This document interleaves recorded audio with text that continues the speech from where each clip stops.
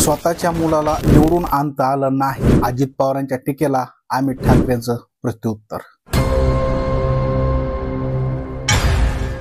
महाराष्ट्र विधानसभा निवडणुकीत दारुण पराभव झाल्यानंतर महाराष्ट्र नवनिर्माण सेनेचे प्रमुख राज ठाकरे यांनी काही दिवसापूर्वीच कार्यकर्ता मेळावा घेतला होता. या मेळाव्यात बोलत असताना त्यांनी राष्ट्रवादी काँग्रेस अजित पवार पक्षाचे 42 आमदार कसे निवडून आले यावर प्रश्न उपस्थित केला होता. यावर पलटवार करताना उपमुख्यमंत्री अजित पवार यांनी राज ठाकरे यांना स्वतःचा मुलगाही निवडून आणता आला नाही असा टोलाही लावला होता.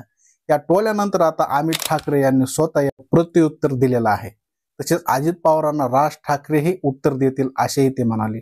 लोकसभा निवडणुकीत अजित पवारांचा एकच खासदार निवडून तर शरद पवारांच्या राष्ट्रवादी काँग्रेसचे 8 खासदार निवडून आले होते. त्यानंतर 2च महिन्यांनी झालेल्या विधानसभा निवडणुकीत इतकी तफावत कशी असा सवाल राज ठाकरेंनी उपस्थित केला होता.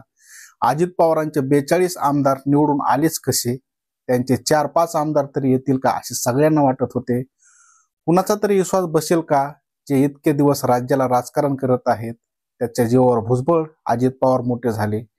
पवारांना फक्त 10 जागा न समजण्याच्या पलीकडे गोष्ट आहे अशी टीका राज ठाकरे यांनी या मेळाव्यामध्ये केली होती. राज ठाकरेंच्या टीकेला प्रत्युत्तर देताना अजित पवार म्हणाले, राज ठाकरे यांनी त्यांना जे काय वाटते ते म्हटले, त्याच्याशी आम्हाला काय देणे घेणे नाही. जनतेने आम्हाला निवडून दिले. लोकसभा निवडणुकीत जेव्हा महायुतीच्या 17 जागा निवडून आल्या तेव्हा आम्ही रडत बसलो नाही. तुम्हाला तुमच्या मुलालाही निवडून आणता येत नाही. यावेळेस आम्ही कष्ट घेतले होते, मेहनत केली होती, म्हणून आमचे आमदार निवडून आले. पाठीमागे मला सुद्धा माझ्या मुलाला निवडून आणता आले नव्हते. त्यानंतर लोकसभा निवडणुकीत माझ्या पत्नीला निवडून आणता आले नाही.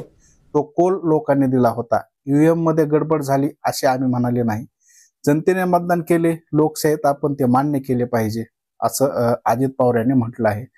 त्यावरच आता अमित ठाकरे यांनी त्यांना प्रत्युत्तर दिलेलं आहे.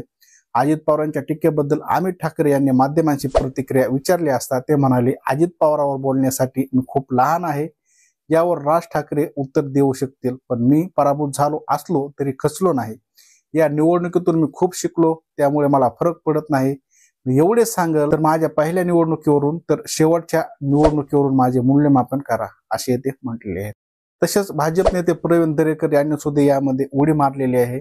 तर दुसऱ्याकडे बोट दाखवताना 4 बोटे आपल्याकडेच असतात असे सांगत दादांनाही त्यांच्या मुलाला आणि पत्नीला निवडून आणता आले नाही हे वास्तव्य आहे असे दरेकर यांनी म्हटले. तसेच अजित पवार यांच्या टीकेला मनसेनं उत्तर दिलेलं आहे. अजित पवार यांनी भाजपसोबत लग्नगाठ बांधली म्हणून तर त्यांना मते मिळाली. आम्हाला आमच्या जीवावर म्हणजेच केवळ राज ठाकरे यांच्या बळावर मते मिळाली.